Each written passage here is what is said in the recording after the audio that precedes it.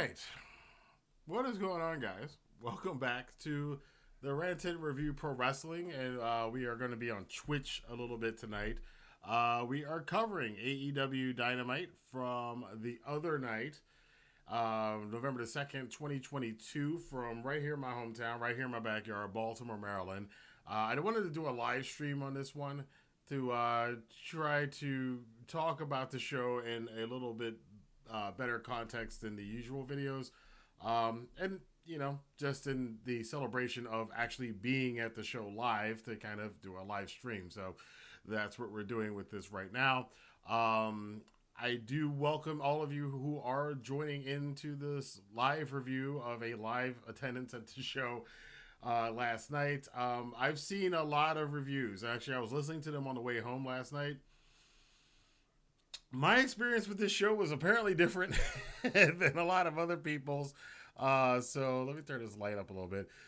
So we're going to talk about that and, maybe the possibility of the fact that, I was at the show live, maybe having a different, me having a different outlook on it than people who were not at the show live and watching it on TV, because maybe the TV experience was different than the one that I experienced. But if you guys are new to the channel, be sure to let your voice be heard in the comment box below. And if you're in the live stream, of course, you can always participate in the live chat.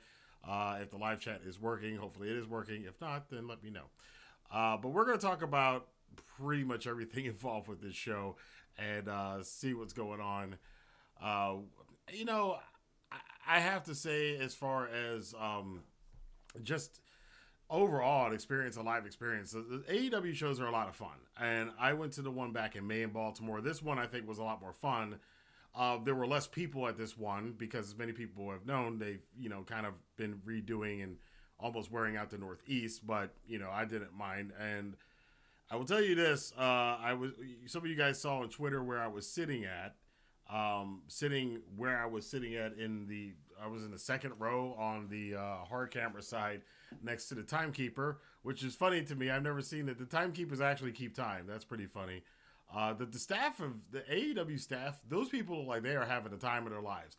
They are just telling jokes and laughing and having a good time. All the security guys and the timekeeper, the producers, everybody else looks like they're having a blast doing that show. So I definitely enjoy it. Let me get over here and check out. What's up, everyone? Oh, God. Yeah. Oh, that's still on. I got to turn that off. Because that could get a bit annoying if we have the audio going for everybody chatting. Let me see if I can turn that off. But anyway. First thing I want to talk about, let's get the big thing out the way. Jeff Jarrett.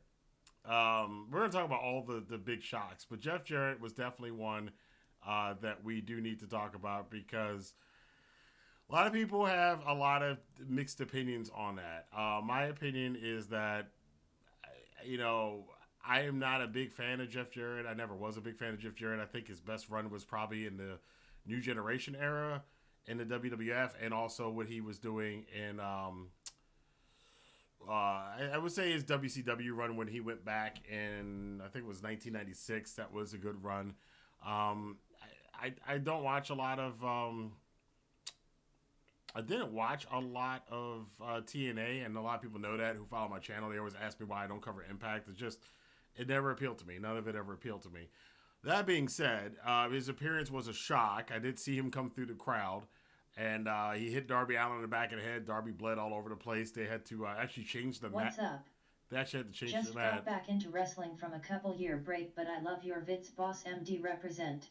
Oh, thank you very much. I appreciate that. However, I am going to turn the volume down on this, because if I don't, then that's going to be loud for the whole thing. But yeah, I definitely appreciate Jeff Jarrett and what he was trying to do and what he apparently is going to be doing.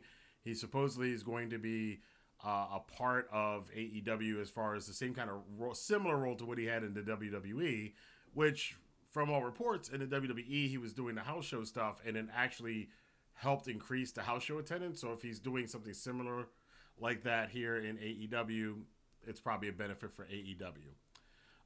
What's going on, guys? Let me see if I can see. Let me expand this a little bit so I can see all of the chats coming in. Alex Thomas says just got back into wrestling. Yes, I heard that. Good to see you live. Good to see you too, Karam. Josh, how you doing? It was a good show. Now, if as far as Jeff Jarrett being an on-screen talent, I'm not really wild about it. But if he's doing backstage stuff, that's pretty cool. I will note that some of the things that I saw people critical of, people were critical of Lee Moriarty. Here's an interesting little thing from the live audience. There's a lot of interesting things that happened last night from the live audience.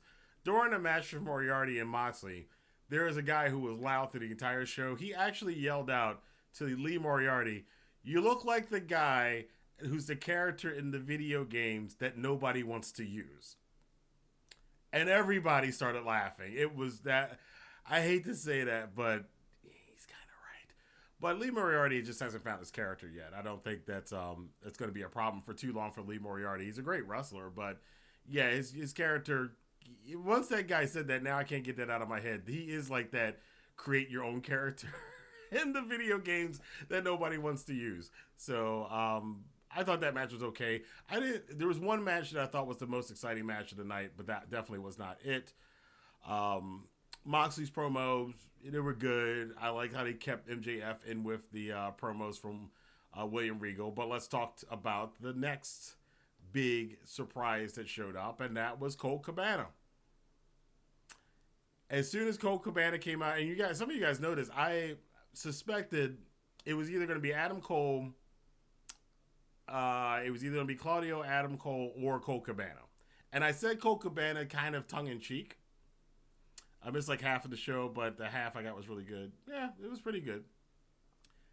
I said Colt Cabana tongue-in-cheek because I thought that would be kind of a diss towards CM Punk, which it absolutely is.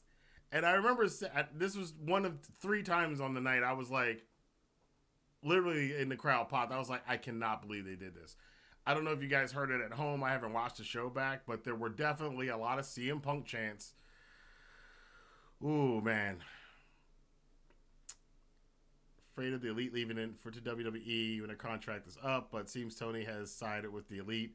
I don't think Tony's siding with the Elite. I think that they did the investigation, and he found who's going to be more beneficial to his company and who's probably more at fault for that thing. Again, we are not privy. This is the thing with this whole Elite CM Punk thing.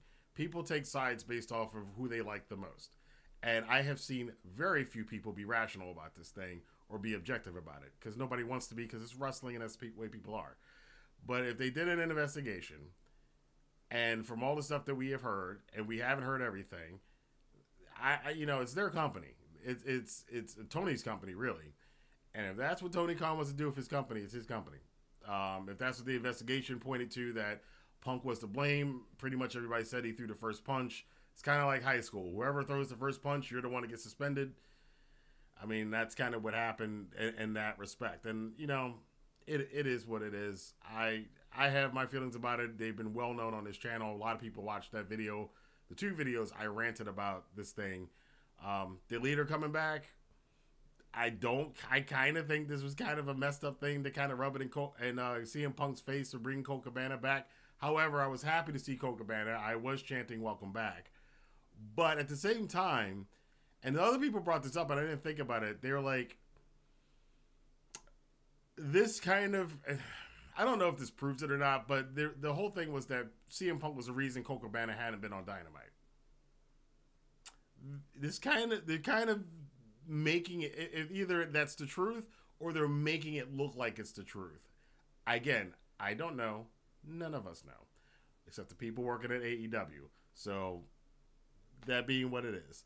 Alex Thomas, what's going on?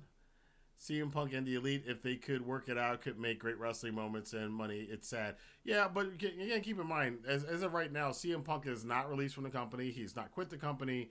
He's still injured. He's going to be out for 4 to 6 months anyway with his injury. I know there was a report today that people close to CM Punk, which, again, in wrestling media, I take that, and I'm not telling you guys what to think, but I would suggest to take, when you hear people close to the source, or I've heard that, it's sometimes people making up shit, and because you can just make it up. You don't have to prove it. You can just write that. I can say that right now.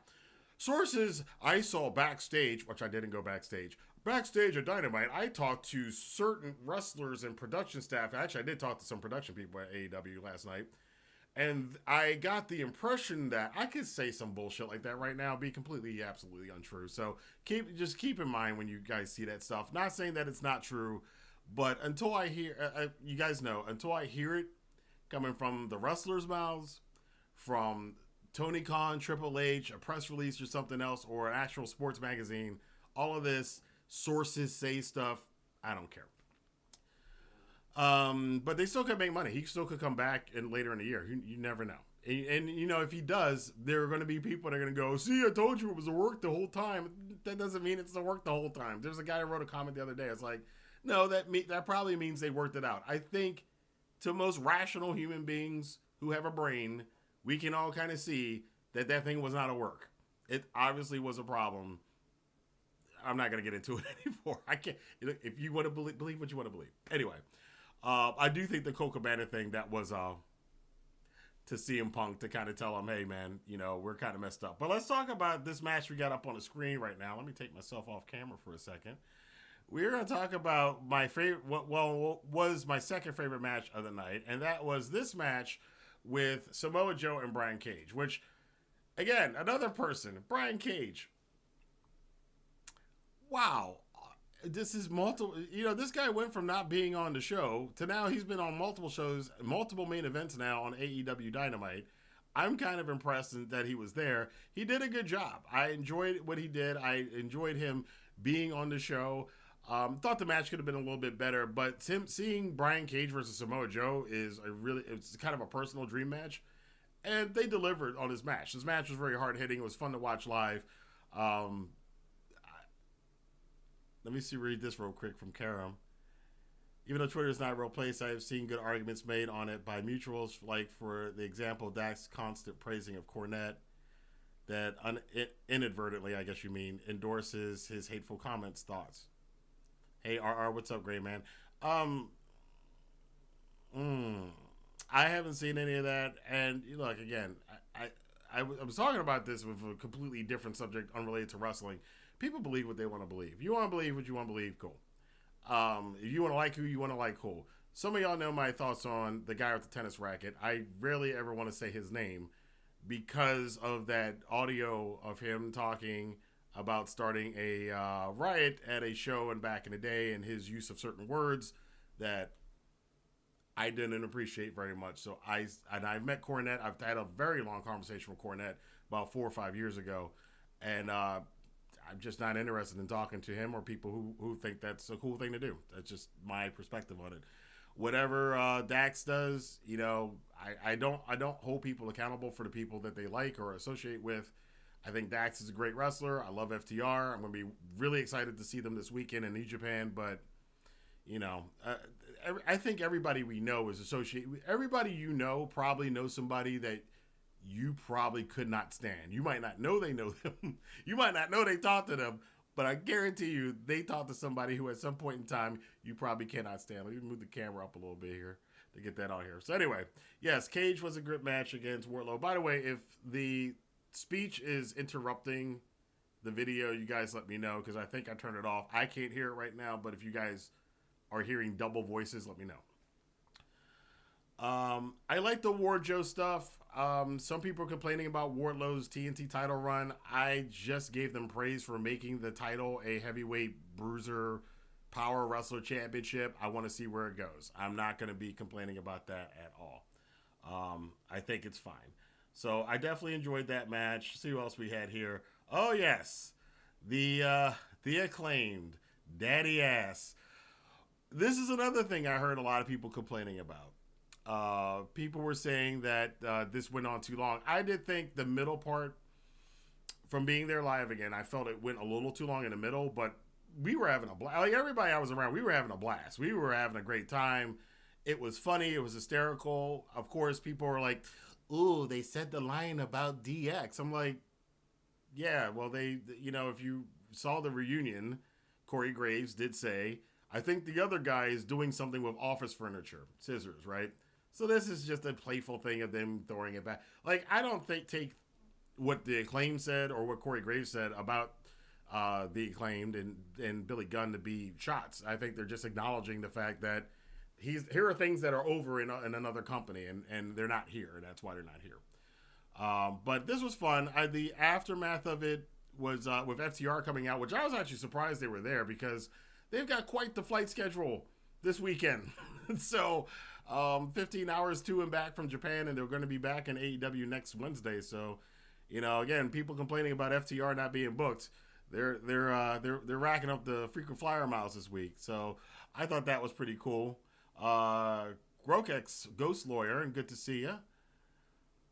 Just happy folks are getting screen time, exactly. And that was the thing I was gonna say about Moriarty. People were complaining about Moriarty, he doesn't need that much screen time, but Jeff Jarrett. But people were complaining about Moriarty. I was like, but we were complaining a couple weeks ago that there weren't enough black wrestlers on AEW.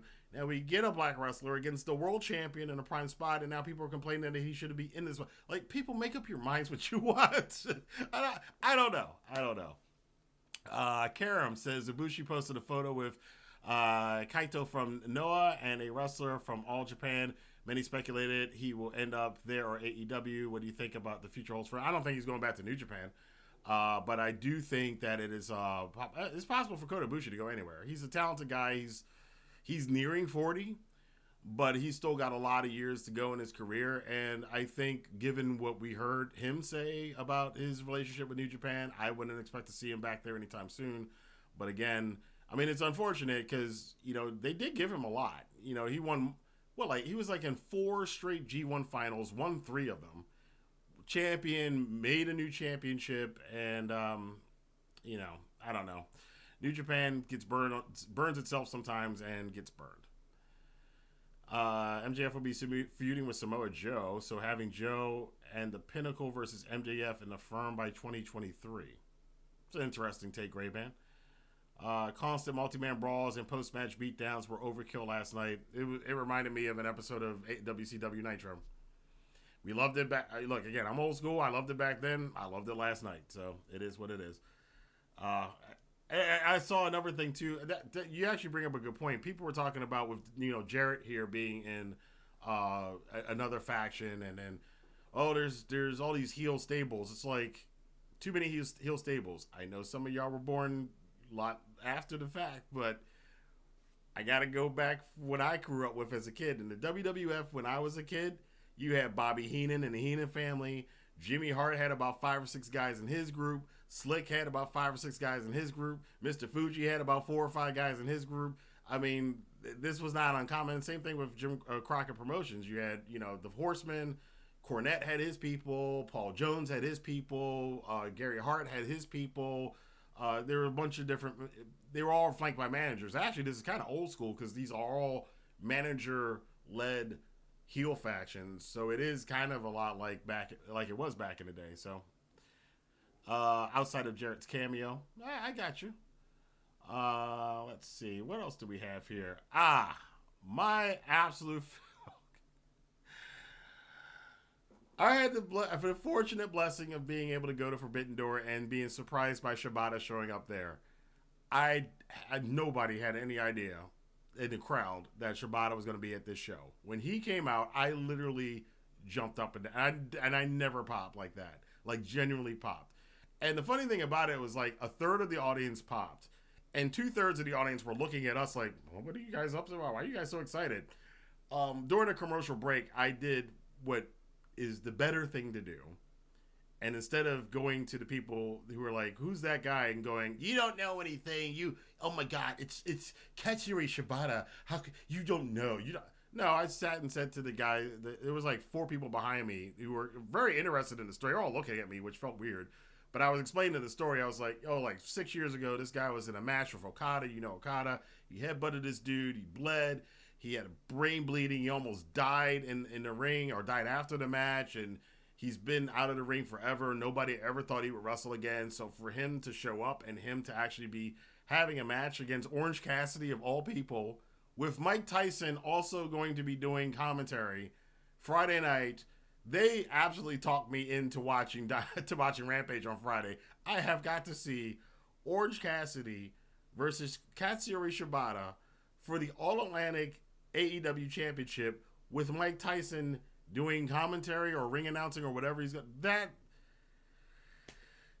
I had kudos to AEW on that one, man. You got me on that one. You definitely got me on that one.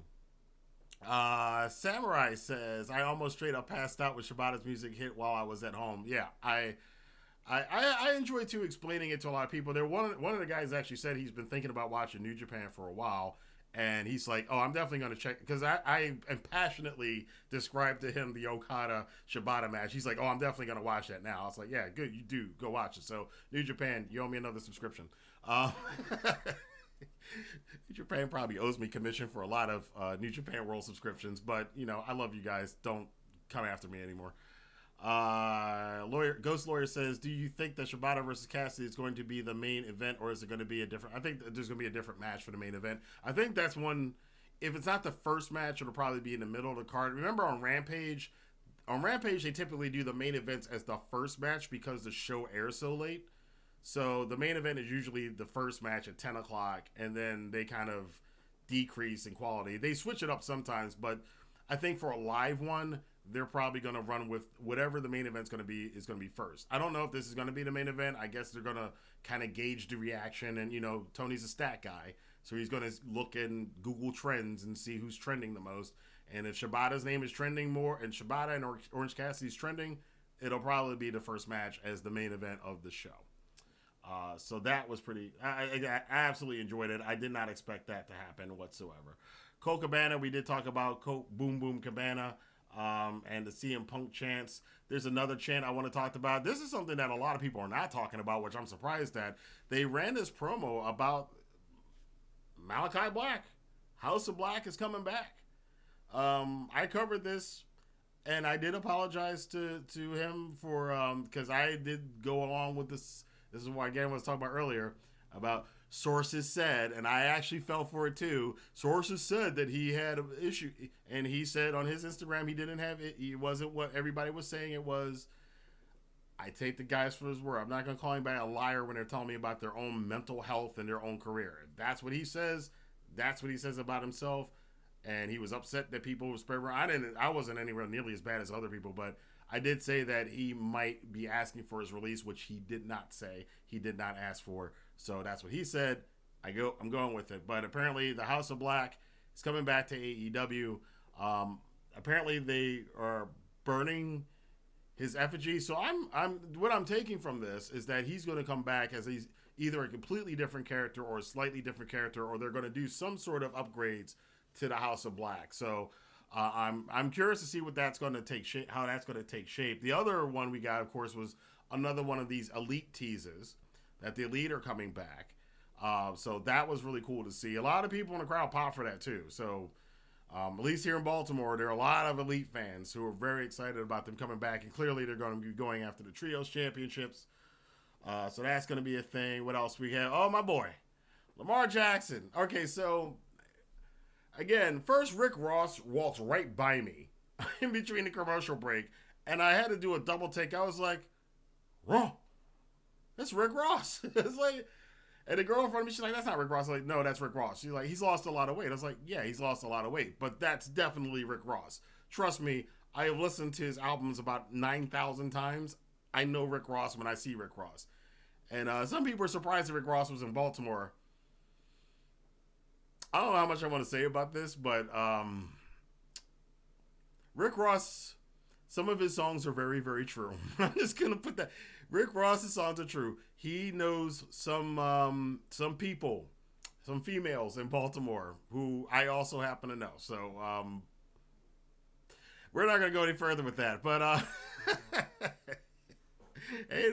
hey, dude is he is the man. He is what he says he is. He is definitely what he says he is. Some of those songs, man, I just crack out when I listen to them now, knowing some of the people that know him in Baltimore now. It's funny. But he passed by. Then Lamar. Now this is the problem with Lamar did. I don't know if this was intentional or not, or he just didn't understand what he was doing when he did it. But him walking out through the crowd completely took away from Jon Moxley and Moriarty. And I'm watching Moxley when him and Moriarty are doing kind of this hand fighting thing. I'm seeing Moxley mouth to Moriarty slow down. And so they slowed them because obviously knew the attention was taken away from them. But I don't know if he knew. He walked from one side of the arena all the way. He made sure everybody saw him. So we did start chanting MVP. Sorry, Solid Monster. He is MVP material. But that's my man right there, Lamar. I met Lamar like a couple times too. He's a cool dude. He's always very nice. I live in the area where the Ravens practice in, so I see Ravens all the time. But every time I've seen him, he's been a decent dude. And again, that's another thing that felt like old Nitro, because Nitro used to have that stuff all the time where you had these celebrities coming out. So it is what it is. Let's see. Grayman asks, you think that Colt Cabana's appearance is a swerve? If you don't see AEW TV, CM Punk is still on the cover of the video game. I'm surprised that Kenny Omega would allow that. I'm surprised Kenny Omega, because Kenny Omega's running the video game. I'd be surprised if he's doing it. But then again, Tony might go, it's going to sell more copies, so put him on the cover. Who knows? So speaking of the trios titles, do you think Pac is going to turn on Death Triangle and join the Rush and Andrade LIAEW?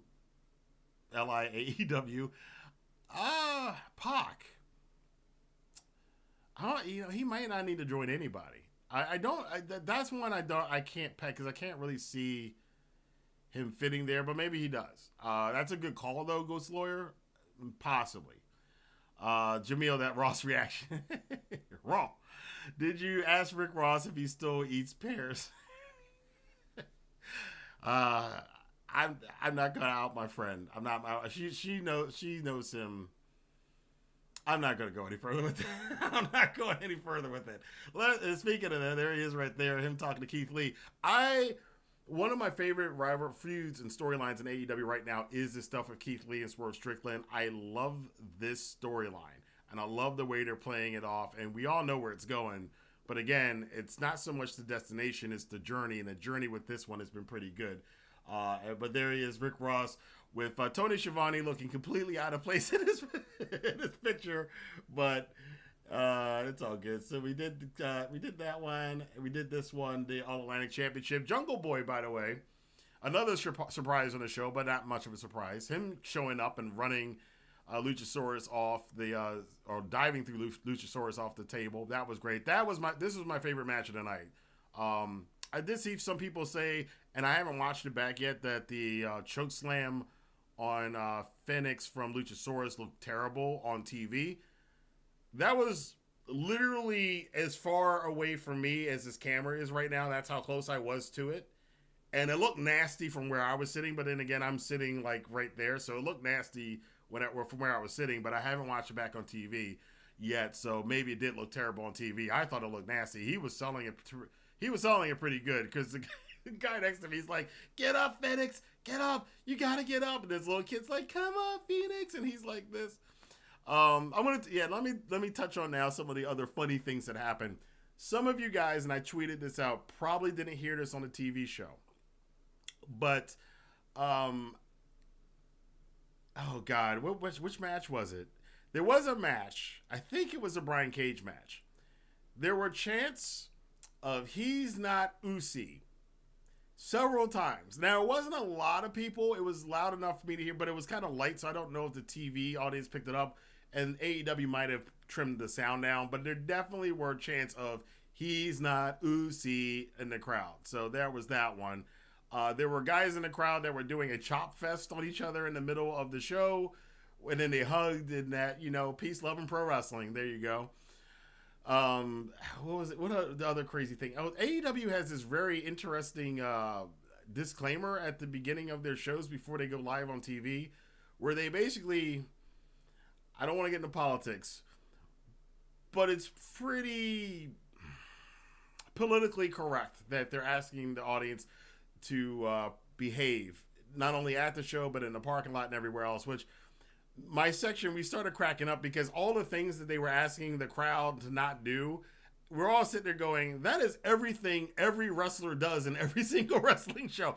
Don't insult people. Don't do this. Don't attack people. Don't look at people wrong. Don't criticize people on the way that they look. I'm like, that's basically what we came here to watch. So, it's fun. I understand what they were doing with that. So that was pretty cool. And I forgot who the female ring announcer is. I've never seen her. I've never paid attention to her before. I'm sure I've seen her before, but that is an very attractive woman. Very attractive woman. I'm just going to say that. But yeah, overall the experience was great. Some of the dark matches for Dark and Dark Elevation, they did film a little bit before and a little bit afterward. One of them is actually really good. The Kip Sabian match against the Dark Order is actually a really good match. Nobody was into it, but it really good match. Kip Sabian is really, really back on his game. Oh yes, which reminds me of the other funny thing. So Johnny Hungy was on our side of the barricade, and this kid yells at him. Oh no, not the kid. That was a different thing. The guy behind me yells at him, "I love you, Johnny Hungy." And I hope he got this on. I hope his girlfriend recorded this. Because without missing a beat, Johnny turns around to us and goes like this. And we all start. Oh, that was hysterical. That was hysterical. He did that whole little flirting thing back at the guy. Oh, my God. The other one was Eddie Kingston, who's in one of the dark matches. And the loud guy was yelling something. And Eddie Kingston was on fire this night. When you see his Dark Elevation match, he was just going crazy and couldn't be stopped. He was in the announcer's face. He's yelling at people. Some guy's yelling something. I couldn't even make out what he was saying, but Eddie Kingston's like focused on the match, and he stops to go and point back at the guy and go, "Yep, what he said." And everybody, the whole crowd starts laughing. And that was good stuff. Rocky Romero is like glad handing everybody at ringside. I had to leave. I didn't want to kind of fist bump. I've never met Rocky. I kind of wanted to say hi to him, but I had to go because it was very late. They were the last match on, which Chris Statlander actually made a surprise appearance with the Best Friends and Danhausen and Orange Cassidy and Rocky Romero. They took on the Butcher, the Blade, Angelico, and the Bunny and a bunch of other ones. And there was a Bunnyhausen chat because, spoiler, Danhausen picks up Bunny's little bunny thing and puts it on her. So then the crowd starts chanting Bunnyhausen for half of the match. So those were some of the interesting live things that happened at the show that I absolutely enjoyed. I think the camera went off there. Are we back on live? Yeah, there we go. That was one of the fun. Those are some of the funny things that happened at the show that I enjoyed. I enjoyed the live experience. I do suggest going to a live AEW show. I haven't been to a live Monday Night Raw in a long time, and part of the reason was the last time I went to a Raw, it's just like they're just throwing commercials and merchandising stuff at you. I don't know if that's changed. I hope it's changed. I hope that's one of the things Triple H is going to change is when you go to see a Monday Night Raw, you're not bombarded with buy this through the entire show, because that was one of the big problems I had with going to a Monday Night Raw back when the last time they were in Baltimore. That was a long time ago. That was when Bayley had just debuted on the main roster and was feuding with Alexa Bliss, and people were booing Bayley, and that's how long it's been since I've been to a live Monday Night Raw. So there you go. Dasha, yes, Dasha is her name. Cordell, good to see you. Yeah, Dasha. I'm not gonna be disrespectful, but Dasha is a very attractive woman in person. I'm just gonna say that. She's married anyway, but I'm just gonna say that. Johnny says poor Wardlow still has less title main events that impacts the Idol Pro. Yeah, well, I am in the minority. I may be in the minority on this one. AEW's got so many people. And again, it's like the trade-off. It's like, okay, Wardlow doesn't have these matches. Why is Hook not on the show? But Jeff Jarrett is. Why? But Lee Moriarty's on the show. But we don't get enough black wrestlers on the show. But we had Lee Moriarty on the show, and people complain that why is he on the show? And look, does AEW probably obviously have way more wrestlers than they need to be able to give everybody equal time? Yes. Some of you guys know who look at me on the entertainment channel and know I review The Walking Dead. It's the same problem The Walking Dead has right now in its final season, because they haven't killed anybody for like 3 years. So now we just stacked up all of these characters and there's not enough time for all of them. AEW's got the same problem. Too many wrestlers, not enough time. They're stacking up all over the place, and you just can't get everybody on the show, and you can't give everybody a main event. You get 2 main event slots every single week. You got ungotten. I mean, I think the biggest indictment is maybe they need to reduce the amount of talent they have, but they're going the opposite direction. They're getting more. So I don't know. I don't know what the solution is to it. I don't know if there's a solution. I don't know if you can satisfy all the fans. In fact, I know you can't satisfy all the fans. So it's just not going to happen. If somebody starts putting Wardlow in a bunch of main event matches, then somebody's going to complain, why isn't Orange Cassidy on more?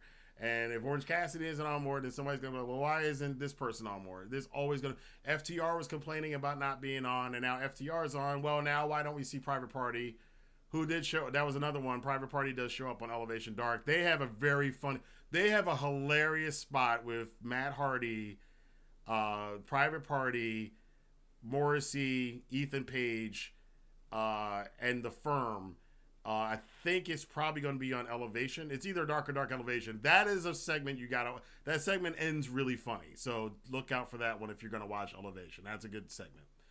But overall, I enjoyed the show. I'm, again, not a big fan of, and I forgot the kid's name who showed up to fight Darby Allin. Not a big fan of that. Was a big fan of Darby just bouncing off of Satman Singh like a ping pong ball. That, and I'm like looking directly at it. That was hilarious. But, you know, overall, I think the show was a good show. I enjoyed it. I don't have too many complaints about it. Again, but there's a difference of the live experience versus watching it on TV. I'm going to try to watch parts of it again, probably sometime later tonight. And I don't know. Maybe when I watch it on TV, I'll go, oh yeah, that doesn't look so good, or this segment went too long, or yeah, that's a bit much, or that didn't work. Watching it on TV, but being there live, I had a blast. Everybody around me had a blast. Met a couple of people who were really cool.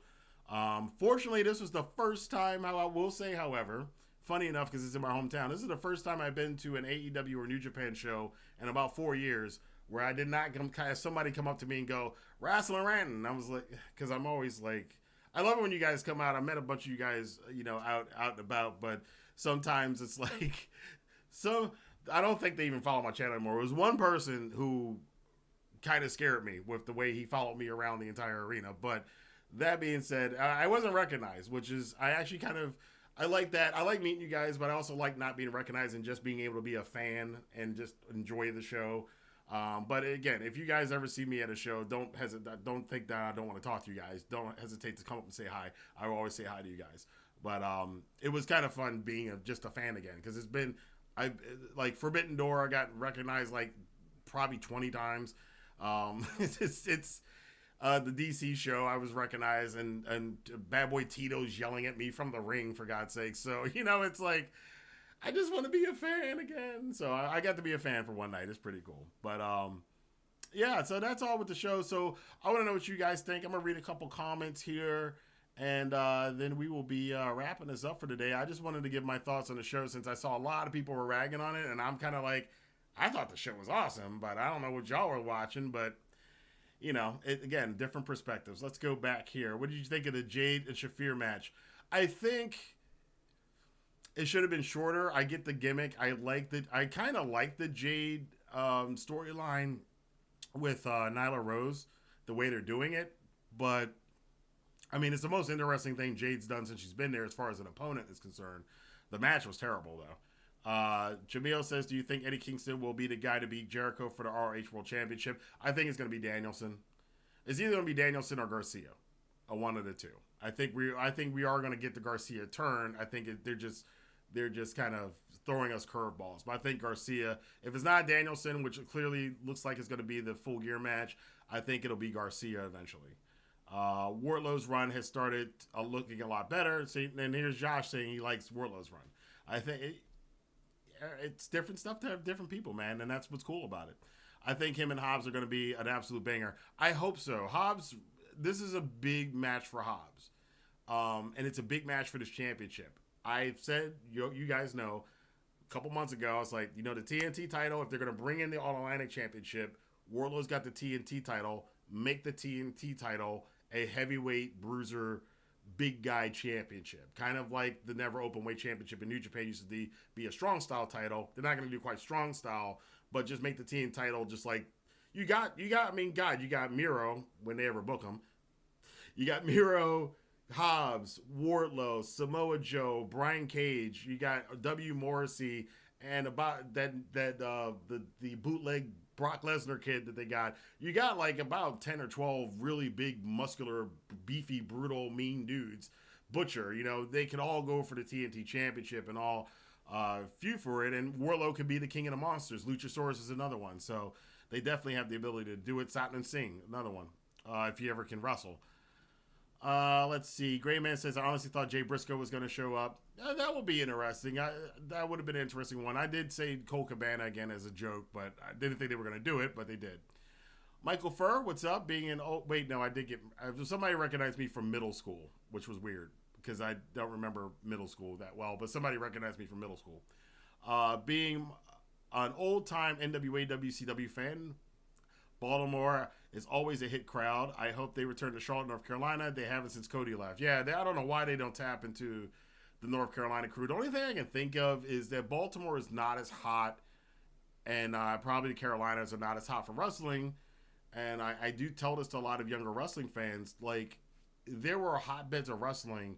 The Carolinas, Virginia, Georgia, Maryland, like Crockett ran this territory and got over sellouts. Like the first Great American Bash in '88 that was a pay-per-view was at the Baltimore Arena. I remember as a kid going, it was sold out like weeks beforehand. My dad, who did not like wrestling at all, begrudgingly took me to the show, and there were people asking for tickets, and he's like, "You want to give your ticket?" And I'm 10 years old, like, "Nah, no, like that was how hot wrestling used to be, but that was 30 years ago. Wrestling is not, and because WCW closed, a lot of those people who, my uncle loved wrestling. He would take me to wrestling matches, but grandfathers and uncles who took their nephews and sons and daughters and mothers, and it was a family tradition. I remember as a kid, there were a lot of people that used to go to our arena for the shows, the Baltimore Arena. And, it was all these generations of people. And the same thing in the Carolinas, too. All of those people were wiped out when WCW, not all of them, but a lot of those people stopped watching wrestling when the WCW closed. And that's why I keep warning people about wanting WWE or AEW to go out of business. I'm like, look, every time one of these companies, ECW is the same way, too. A lot of ECW people started watching UFC. Every time one of these companies closes down, we lose like 1 million fans out of the wrestling community. I don't want any of them to close. I want us to build up again. I don't want to, because as Michael's talking about, it used to be hit crowds, and now they barely come here. The crowd wasn't as big last night as it was the first time. So, in Baltimore. So we'll see if Jeff Jarrett can help with that. That's one of the things he's there for. Sean Tucker says it's amazing to see Wardlow's progress from where he was before AEW to the present. A new RH show would help. Definitely, Cordell. Absolutely true. Hopefully, we get some news about that in 2023. Hopefully, Tony Khan can swing a Ring of Honor show. Maybe more TV or streaming. Yep. But that could lead to burnout. But I think that would be the next Tuesday night. Where I guarantee you, if they try to do it, I guarantee you they'll try to run it on Tuesday. And they'll try to put Ring of Honor against NXT on Tuesday. We're going to lose somebody. So, I shouldn't say guarantee. Knowing what I know of Tony Khan and seeing how he's done things, I would think that if he's doing a Ring of Honor show, he probably wanted to be on Tuesday. Again, the problem with TBS and TNT is you're going to get preempted all the time running a Tuesday night show, obviously with basketball. So, we'll see what they do with that. Is it safe to say Swerve is the best signing for AEW in 2022? Was he signed in 2022 or 2021? Yeah, you can't run against the NFL too. I don't know. Swerve is the best. I would say Swerve is the best of the newer, one of the best of the newer signings. That's a good question. I can't really say because there's so many, and plus there's so many people coming in and out. I can't keep track sometimes of who's come in, what year they came in. Cole Carter, thank you, Cordell. That was Cole Carter that came in a Sting mask. Quick question: I already answered the Jade Cargill match. That was one I did not like. That was a downside of it. I kind of wish she would have lost to Marina. Marina, the problem, that character needs a lot of work.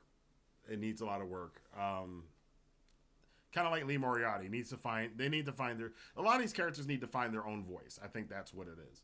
Why does Dax always complain of not being booked or buried by the Bucks? Is that kayfabe? If not, what is the end goal? Rubs a lot of fans the wrong way. Karam says, Dax is a very passionate person, and he's from a different school. He's a different school of thought. There are different schools of thought in wrestling. His school of thought is not along the line. I mean, the whole thing with the Bucks and FTR has been going on for a long time. They really never knew each other. Doesn't come across like they actually get along. They're just kind of working each other. You stay on your side, we stay on our side, but we do have to wrestle eventually because the fans want to see it. I think it's just him. If you're not on the show for a couple weeks, that happens. And I think that maybe it's a strategic thing in a way to give Dax or to give FTR all those championships from those different companies, because when you do that, what you can do is, okay, you got to be in Mexico and you've got to be in Japan at some point in time, so we can kind of separate you guys, and we're giving you, one of the greatest tag team runs in history. You are like the best tag. Everybody looks at FTR as the best tag team, obviously, this year. The Bucks can stay over here and do their thing. You guys do your thing. I think that's probably a good way to do a lot of that stuff. Oh, wow. Thank you for the super chat. I didn't even know I was turned on anymore. I haven't done one live one for a long time. It was only 2 minutes. How shorter can it be? Johnny, it could have been 30-second squash match. Like, remember Keith Lee and Serpentico from last week? That's in fact, actually that's unfair to the Problem. But she didn't put up much offense in that, anything impressive in that match. I just think it was meant to be a squash match. If you're going to make it a squash match, make it a squash match. That's my theory. I don't think the match did the Problem any good. I don't think it did. Ghost Story says, I've liked a lot of stuff going on. It was a good show. I was happy to see the stuff. Thank you, Kaiju Spirit, for the $20 super chat. Not an AEW fan, but I'm glad to see you at live streaming. So tossing out some support. I appreciate it. This is my favorite channel for NJPW news reviews. Keep up the good work, man. Seriously.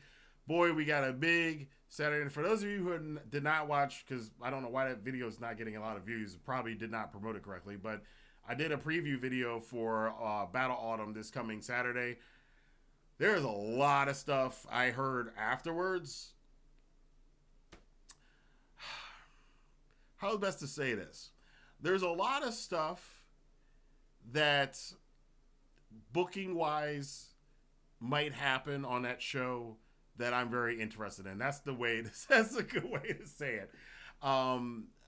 There may be some plans for the Hikuleu match. Again, they've got him. I think it's Yujiro. I forgot who they put it. I think it's Yujiro. I'm going to be curious to see how the commentary team handles that one. And of course, I'm expecting an Omega appearance one way, shape, or form. And I'm very curious to see how FTR goes over. And the big thing is, FTR, we all know FTR, Danielson in particular, want to be at Wrestle Kingdom. The match against the United Empire on Saturday, I'm like 50-50. I don't know if FTR is going to retain or they're going to lose the titles. Or are they going to be in World Tag League? Maybe. That's where what is going to happen with FTR, I want to say, in New Japan is probably going to be determined by how that match on Saturday winds up. Whether or not they're going to be in World Tag League, which I'm kind of doubtful of, but it would be helpful if they were.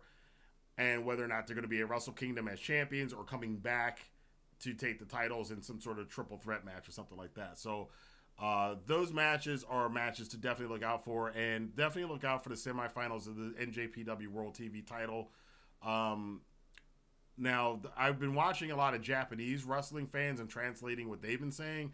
A lot of people are feeling that Ren Narita is going to win that title. I'm thinking it's Zack Sabre Jr.'s title. So, but whether or not Zack or Ren even make it to the finals, that's up in the air, because you got Sonata and Evil, and they could go with a Sonata Evil. You know how New Japan likes to rebook stuff. We could get Sonata Evil, but I am hoping that they're going to do something fresh. Ren Narita is on fire right now. They really should put him in there. Again, thanks for the super chat. The problem is, outside of AEW and WWE, nobody in wrestling wants to work for MLW, NWA, Impact, or the other North American promotions, because wrestling has become like college football now. Yeah, I can see that. I can see how you can say that. I wouldn't completely disagree with that. Twitch always says you are offline with 0 viewers, but you show up in the follow list just to.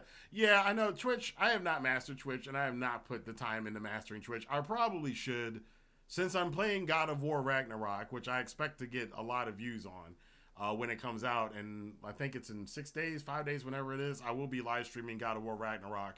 I heard the game's 30 hours. So if you're not subscribed to my gaming channel, there's going to be a lot of streaming of God of War over the next month. So check that out. But thank you for that, Wrath of Sakras, I believe. Hopefully I'm pronouncing that correctly. Always good to hear your thoughts. Appreciate it. Thank you, Josh. Karma says, Swerve came into AEW late winter, early spring 2022. Thank you very much. So I would say if he's not the best, he is definitely in the top 3 of best new signings for AEW this year. What are some wrestlers you will like AEW to sign in the near future? Nobody. I don't want them to sign anybody else. Don't sign anybody else. You've got too many people. Build up the guys that you got. Where's Brian Pillman Jr.? Stop dropping storylines. Whatever. And what happened with that whole thing with Brian Pillman and the Varsity Blondes and the Varsity, the whatever. I don't know. Let's get the guys we got and find a way to get the people who are succeeding that people want to see on the shows enough time to be on the shows and not deal with anything else. I did just remember, though, I did forget to bring up the Saraya thing. Saraya, the crowd was not happy that Britt Baker did not show up for that interview. I don't know what that's about, but I get maybe it was kayfabe, but obviously Saraya, she's coming back to wrestle Britt Baker. I'm getting a little bit worried about Saraya Shibata coming in. Both of them had career-ending injuries. Little worried. Hopefully, I'm going to trust that AEW and the doctors that they have checking these guys and girls out know what they're doing. But again, it's kind of like when Danielson came in and Danielson was taking those bumps on his neck, and I'm just, I'm fearful. The last thing that AEW would need is for either one of Shibata or Saraya to have a bad injury. And I'm not even going to put that out there any further. I'm going to trust, and everybody else, I think, I'm not going to tell you what you should do, but I'm going to trust that the AEW people know what they're doing.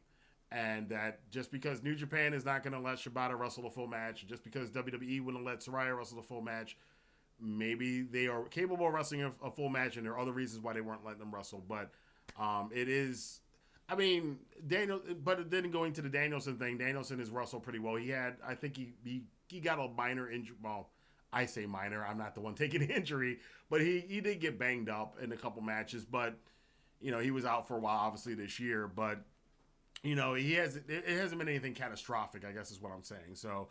I'm going to trust these people are professionals and that they're doing and they know what they're doing and that nobody's going to get seriously hurt. Happy Godzilla Day. I'm celebrating by watching The Best of the Best, 1998. That is a great movie, Best of the Best. If you haven't seen Best of the Best. Oh, wait, you said 1998? Was that 1998? Best of the Best, the one with Eric Roberts, the Koreans versus the USA and Daehan and that whole thing. That was a great movie. I didn't know it was 1990. I thought it was earlier than 1998. But yeah, that's a great movie. If we're thinking about the same movie, that's a great one. Speaking of college sports, who is wrestling in the UMBC? I haven't followed UMBC wrestling for a while since I tried out for it and then decided I wanted to do live theater instead. Don't ask me why I did that. Don't ask me. It was because of a girl. But but I haven't followed UMBC sports in a while. I pre-ordered God of War Ragnarok as well. Cool, Jamil. Tommy says Joel from the Super J Cast was saying that there is likely to be a big NJPW Strong presence at WTL. Which strong teams would you like to see in Japan? That's a good question.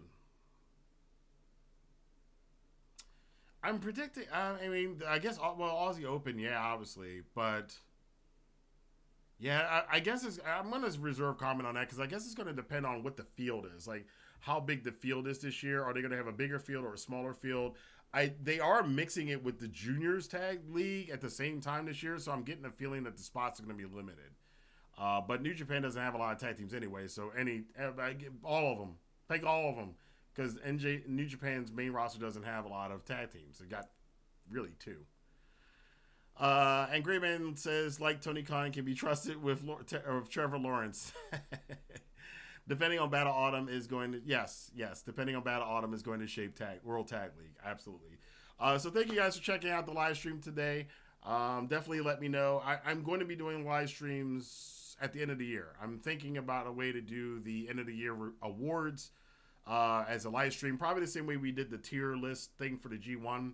Probably going to be something like that. We'll probably just do one live stream for Wrestler of the Year, Event of the Year, Storyline of the Year, Feud of the Year, whatever. Which this year, here's another one. Who would have thought at the beginning of the year that we'd see Katsuyori Shibata against Orange Cassidy with Mike Tyson doing commentary in Atlantic City for an All-Atlantic Championship in AEW on Friday Night Rampage.